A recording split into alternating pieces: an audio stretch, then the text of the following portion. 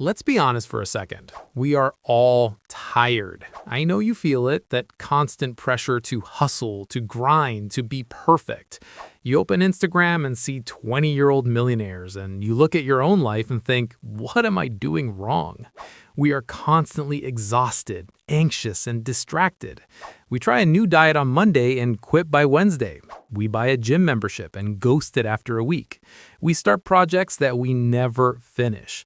It feels like we're running on a treadmill, sweating buckets, but not actually going anywhere. The problem isn't that you lack talent or ambition. The problem is that our modern approach to success is broken. We look for shortcuts. We want the magic pill. But the Japanese approach is different. It is not about speed. It is about depth. It is not about a sudden explosion of success. It is about a quiet, unstoppable consistency. Today I'm going to walk you through 6 ancient Japanese habits. These aren't just buzzwords. These are scientific, psychological frameworks that have been refined over centuries. We're going to break them down, look at the science behind them, and I will give you a step-by-step guide on how to actually use them. By the end of this video, you won't just be motivated, you will have a blueprint. Let's dive into the first one, and this is probably the most beautiful concept I've ever come across. It is called Ikigai. You might have heard this word thrown around on social media, but let's really understand it. Ikigai roughly translates to the reason for being. It is the reason you get out of bed in the morning. In the West, we are often taught that work is something you suffer through so you can enjoy your weekends. We separate our passion from our profession, but Ikigai challenges that.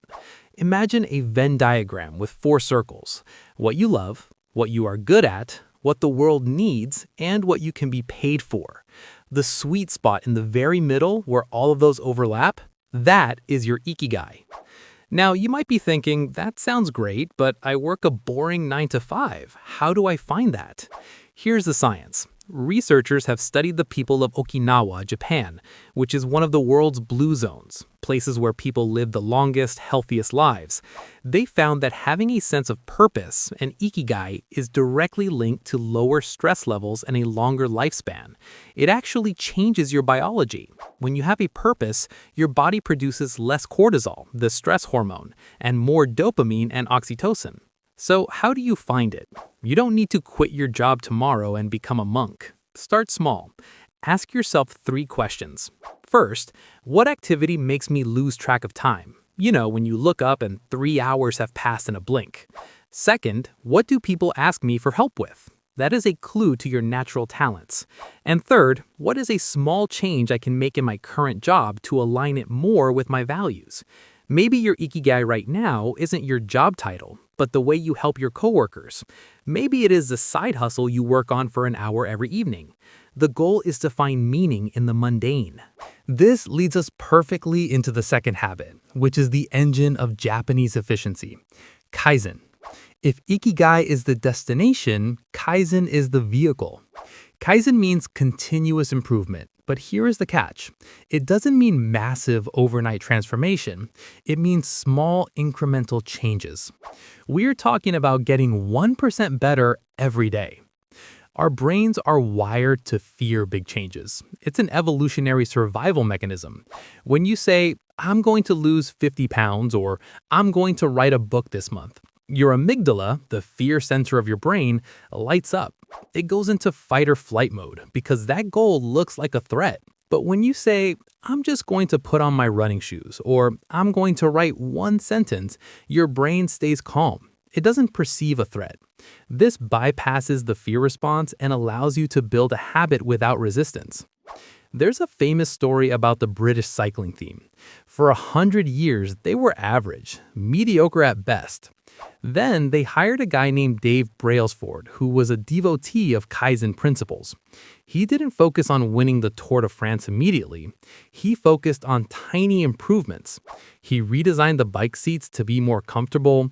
He rubbed alcohol on the tires for better grip. He even hired a surgeon to teach the athletes how to wash their hands properly so they wouldn't get sick. He improved everything by just 1%. The result? Within 5 years, they dominated world cycling, taking home 60% of the gold medals at the Olympics. So how do you apply Kaizen? Stop trying to change your life overnight. It doesn't work. Instead, ask yourself, what is the one tiny thing I can do today that makes me better than yesterday? If you want to read more, don't commit to a book a week. Commit to 1 page a night. If you want to get fit, commit to 5 push-ups. The magic of compound interest doesn't just apply to money, it applies to your habits. Mathematical proof shows that if you get 1% better every day for a year, you'll be 37 times better by the end of that year. That is the power of Kaizen. Now, let's talk about something that affects our energy levels, which controls everything else. Habit number 3, Hara Hachi Bu. This is a Confucian teaching that instructs people to eat until they are only 80% full. Now, stick with me because this isn't just a diet tip. It is a philosophy of self-control and energy management. In the US and Europe, we tend to eat until we are stuffed. We eat until we literally cannot take another bite. The result? The post-lunch slump, the brain fog. You know that feeling where you just want to nap at 2 p.m.? That is your body diverting all its energy to digestion. Scientifically, caloric restriction without malnutrition has been shown to slow down the aging process and improve cognitive function. When you aren't constantly digesting massive amounts of food, your body initiates a process called autophagy, where your cells clean out damaged components. It's like a self-cleaning oven for your body. But let's apply Hara Hachi Bu beyond the dinner plate. Apply it to your work and your energy. Do not work until you are 100% exhausted. Stop when you are 80% done so you have a little bit of energy left in the tank for the next day. Hemingway used to do this with his writing. He would stop writing when he still knew what was going to happen next so he could start easily the next morning. If you drain your battery to 0 every single day, you will burn out, guaranteed.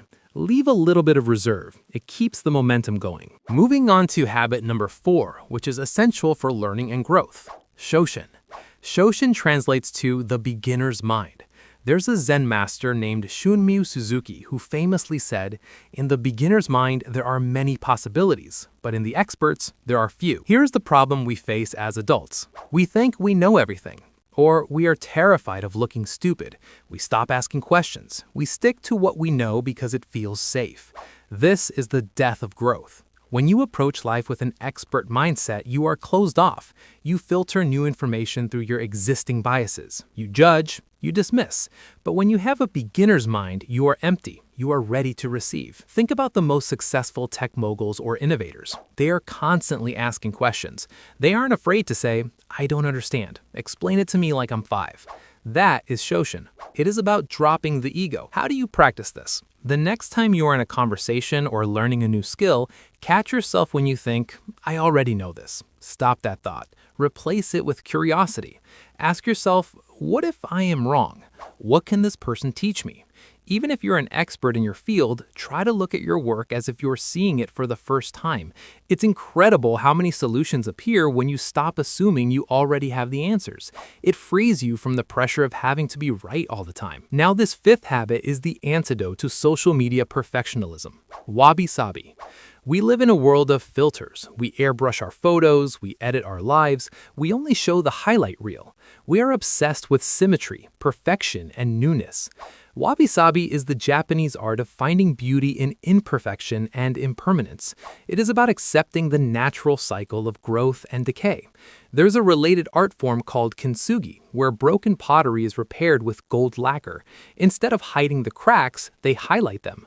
The bowl becomes more beautiful and valuable because it has been broken. Psychologically, perfectionism is a trap. It leads to procrastination and anxiety. We don't launch the business because the logo is imperfect. We don't post the video because the lighting wasn't 100% right.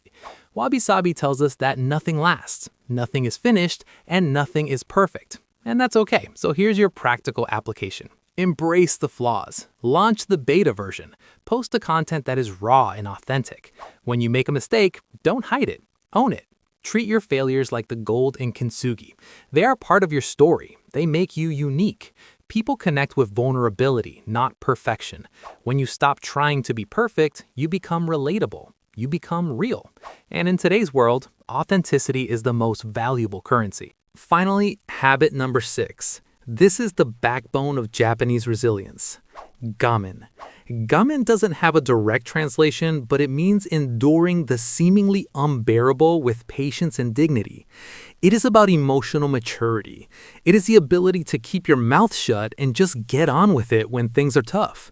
Now, I want to be clear. This doesn't mean suppressing your emotions or ignoring mental health. It means maintaining your composure in the face of adversity. Think about the devastating tsunami and earthquake in Japan in 2011. The world was shocked by the reaction of the Japanese people. There was no looting, there was no rioting. People waited in line for water and food with incredible patience and dignity. They helped each other. That is Gaman. In our lives, things will go wrong. You will get fired, you will go through a breakup, you will face failure. The natural reaction is to complain, to blame others, to vent. But Gaman teaches us resilience. It is the understanding that complaining doesn't solve the problem. To practice Gaman, focus on what you can control. You cannot control the event, but you can control your reaction. When you face a crisis, take a deep breath. Ask yourself, will complaining help this situation? If the answer is no, then focus your energy on the solution. It is about having a strong center. It is about being the calm in the chaos. This kind of quiet strength is incredibly powerful. It draws people to you. It makes you a leader. So let's look at some real-world examples. Look at Marie Kondo. She took the Shinto concept of organizing and respecting objects and turned it into a global empire. That is Ikigai and Kaizen in action. Look at Haruki Murakami, the famous author. He wakes up at 4 a.m. every day and runs 10 kilometers. He doesn't do it because he loves running every single second. He does it to build the physical endurance he needs to write novels. That is Gaman. That is discipline. Even in business, Toyota became the world's biggest car manufacturer not by building the fastest cars, by using the Toyota production system, which is based entirely on Kaizen. Every worker on the line has the power to stop production if they see a tiny error. They fix it immediately. Continuous improvement. Now, I want to bring this all back to you. We have covered Ikigai, purpose, Kaizen, small steps, Hara Hachi Bu, discipline, Shoshin, curiosity, Wabi-Sabi, imperfection, and Gaman, resilience. You might be feeling a bit overwhelmed. You might be thinking, do I have to do all of these? No. Remember Kaizen. Start with one. Pick the one that resonated with you the most. Maybe today you just focus on stopping eating before you're full. Maybe you just focus on writing one sentence for that project you have been putting off. Maybe you decide to look at your failures as gold repairs instead of scars. The secret to the Japanese success isn't that they are superhuman, it is that they value consistency over intensity. They value the process over the result. If you can shift your mindset from, I need to win now, to, I'm going to get a little bit better every day, you become unstoppable. Life is not a sprint, it is a marathon, and these habits are your training guide. You have the tools now. The science backs it up. The history proves it works. The only variable left is you. What are you going to do differently today? If you found value in this video, if you learned something new, do me a huge favor. Hit that like button. It helps the algorithm show this to more people who need to hear it. And if you want to join a community of people who are dedicated to transforming their lives, hit subscribe and turn on the notification bell. I want to hear from you in the comments. Which of these 6 habits do you need the most right now? Let's talk about it down there. Remember, a journey of 1,000 miles begins with a single step. Go take yours. I'll see you in the next video.